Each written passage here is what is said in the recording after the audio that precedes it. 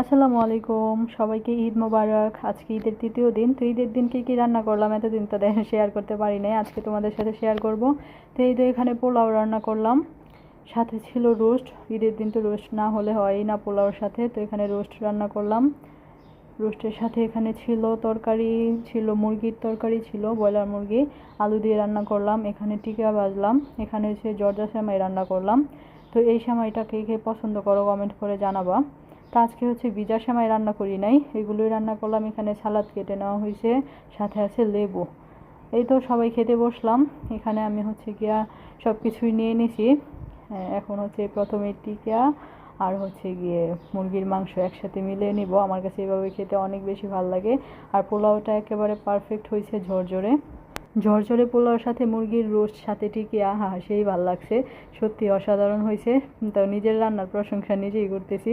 এখানে হচ্ছে গিয়ে দই ছিল, তো দইটা আমি বাসায় এমনিতেও বানাই, আর ঈদের দিন বানাবো না এটা তো হতেই পারে না। ঈদের 2 দিন আগে আমি দইটা বানাইছি, যেহেতু ঈদের চাঁদ রাতের দিন অনেক বেশি কাজের ঝামেলা থাকে, এটার জন্য। এখানে হচ্ছে গিয়ে খাওয়া দাওয়া শেষে আমি দুপুরে হচ্ছে দই খাচ্ছিলাম।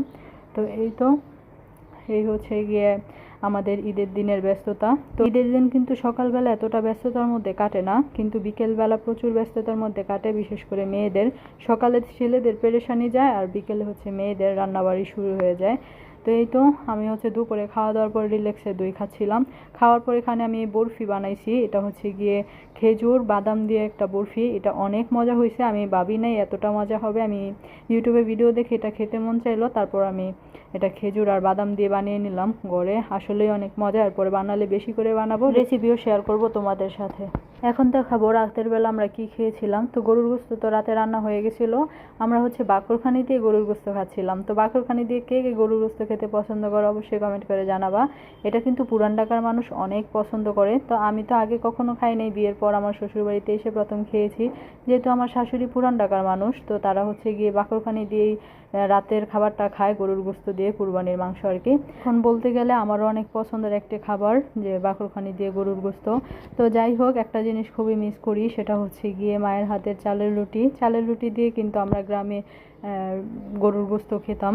তো যাই হোক, এখন তো আর এটা পাই না। আমি যখন বাড়িতে যাই তখন আম্মা বানায় দেয়, তখন গরুর গোস্ত দিয়ে আমার খাওয়া হয়।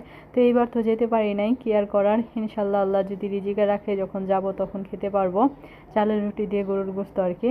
তো বাকরখানি দিয়ে আপাতত খাই, যেহেতু বাকরখানিও এখন আমার অনেক ফেভারিট।